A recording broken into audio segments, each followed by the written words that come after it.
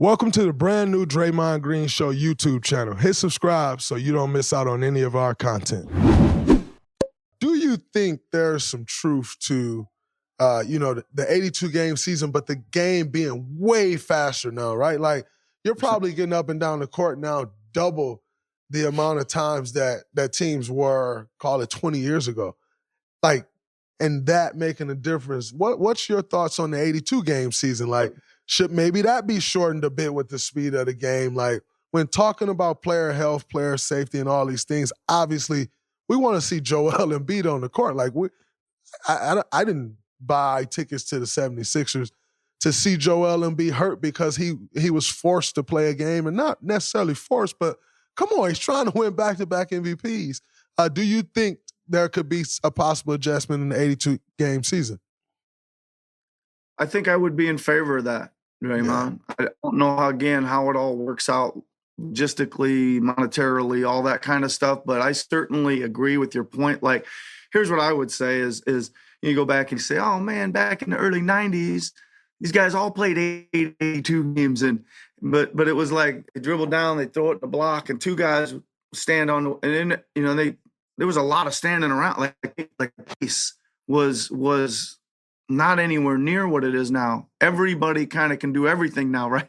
Everybody has to guard everybody. Everybody's got a guard on the perimeter. Everybody's got a guard to three. There's a lot more transition. So I think the activity level and the just in general, like if the pace is twice as fast, it means we're doing twice as much probably, right? So the chances for injury and all this stuff should be twice as great as well, right? Yeah, I agree 100%. Sometimes, and I get it, right? Like, everyone say, oh, you play less games, that's less money. There's ways around that. Like, there's ways around anything else. We got the smartest people in the world working in the NBA. We got the best attorneys in the NBA office. Like, there's ways for people to put their heads together and figure out how you keep the money the same, but maybe lessen the games a little bit, because the reality is, I think a few less games equals a much better product. Like, a few less games, you're talking about, you take off 5 or 6 games, that pulls back 3 back-to-backs for a team, right? Like, and you start pulling back all of those things when you're looking at risk of injury and all of that, I think that can make a big difference. So I don't know. But in switching gears a little bit, Adam Silver said yesterday that he doesn't know if the NBA is in a place where we'll ever see a competitive All-Star game anymore. Right. And I just kind of wanted to know your thoughts on that. Do you think the All-Star game should kind of go away, maybe mix it in, like do some other things? What's your thoughts on that? Or should players be like, you know what? It's an honor, and I need to get that out there and take it serious. With you being a coach and sitting on one side of it, you want your players to return healthy. How do you look at the All-Star game? I have really fond memories of the All-Star game, Draymond. First of all, the 2021, I was lucky enough to be the coach of in Chicago. And I think it was the first Elam ending one they did. Yes. I don't know if you remember that or not, but that one, that last like 15 minutes of basketball, it was like, poof. It was Kyle and Pascal. And and they had LeBron, AD, Westbrook, James Harden. I mean, it was unbelievable. We had Joel and Giannis. Oh man, and they were really playing. I don't know how we can recreate that, but I'll never forget that 15 minutes of basketball. But ever since then, it has been a little rough. It's hard to watch. I don't know. The NFL one's kind of gone away. Yeah. Major League Baseball, they still put a little bit of incentive on there for the playoffs. They tie it to the home team in the World Series and stuff like that. I don't know. There's just a lot of thought process going on there. No, I agree 100%. And I've kind of sat and like toyed with the idea of like, do you go away with it? It's such a historical thing. And like, I don't know, man. I just don't know. It's so bad. Like, I actually was there this past year. It's one of the worst games I've ever seen. I've seen like some Little League games. I've seen, like, it's one of the worst basketball games I've ever seen. I couldn't believe it. Like, oh, I know. And there was an emphasis on it, right? Like, like everyone was talking about it. There was an emphasis. I know our commissioner, Adam, met with the team. I heard Larry Bird met with the teams. Like, everybody's coming in and talking about it. It's just like, oh, like, nope, left-hand shots and hook shots. Like, so I don't know what you do with it always starts and you're like, okay, let's see if they're going to play or not. And it lasts about 3 possessions and somebody makes a full court pass and then it's bank off the backboard and we're like, oh, guess not. All-star game time. Yep. As a 12-year NBA veteran, recovery is very important to me. As I continue to get a little older, the body just doesn't bounce back the way it used to. So I'm a big fan of Hyper Ice, especially their Normatec boots. What's great about the new Normatec Elite is that they ditched all the extra hoses and control units from the old model. This one is fully self-contained with a small set of buttons to select your compression level. Super easy to travel with and to get set up after a hard workout or a big game. On top of that, the Normatec Elite packs 4 hours of battery life. That's enough juice to get full leg compression cycles in before games, after games, and even on the plane. And don't get me started on the tech inside this thing. Hyper Ice has been pioneering recovery science for years, and the brand new Normatec Elite takes it to another dimension with 7 different compression levels to choose from. But it's not just for pro athletes. Everyone can get their hands on these to help with recovery, increasing circulation, and reducing swelling in the lower body. Shop all your warm-up and recovery needs at hyperice.com. Use code Draymond for 15% off your order today. Exclusions apply. But my last question before we get out of here, Coach, as a Coach of the Year candidate, a Coach of the Year winner in yourself, I just wanted to know, what do you make of the voting process for these awards? You won Coach of the Year.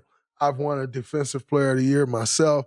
But the voting process for a guy like Eric Spoelstra, who's never won an NBA Coach of the Year award, like, what do you make of the voting process when it comes to Coach of the Year, MVP, Defensive Player of the Year? What do you make of the whole voting process?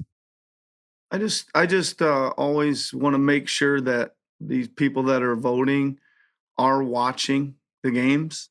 Mm-hmm. Right, they really are investing the time, and I think, Draymond, I mean, you know who the good journalists are and good people in the media that are really knee deep into it. I mean, there's a lot of games to watch. Those people got a lot of work to do and all that kind of stuff. That's all. I just think that's what I would say about anything. Like you talk about being on this show as a champion. Like, you got to make sure when you're talking about stuff after the game that you've studied and you've actually watched it. You're not just kind of, hey, what's going on, and taking somebody else's opinion and twisting it in your own little flavor and all that stuff. That's it.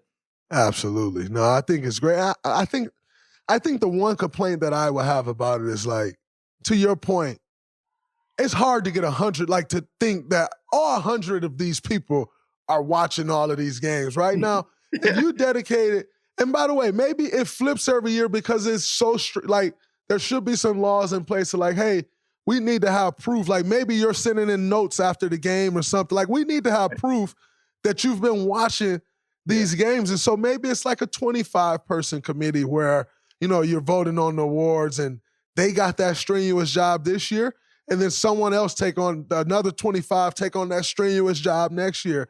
But I think, like, there's no way, there's no way a lot of these journalists that are on the East Coast are watching us play on the West Coast when our games start at 7:30 p.m.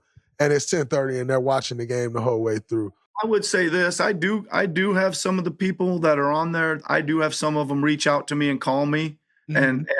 and they always, you know, they'll tell me you're talking about all defensive team or something, and I'll always say, well, give me what you're talking. You know, who are you comparing with who first? You know, like I want, and they do a good job of, like, here's where I got it right now. What do you think? And then I'll say, man, no way. Yes way. You're right. You know, whatever. So I think that's doing some homework and doing some research, asking some coaches or assistant coaches, guys that are watching the film every day, right, that can give them some positive feedback, and hopefully they take it. 100%. Coach, man, I can't thank you enough. I'm still upset you kicked our ass. You make the call of the NBA Finals and go boxing one and stifle our offense. Nonetheless, I am absolutely honored and appreciative of you coming on the show. It's an honor to have you on. Good luck with your journey with the 76ers. I know you'll do great things. And then also, I want to connect with you about the golf, Carroll National, send some, help get some donations out. And like I said, to all of y'all out there, get your donations in. Coach is doing a great thing. Music, sports, literacy for children.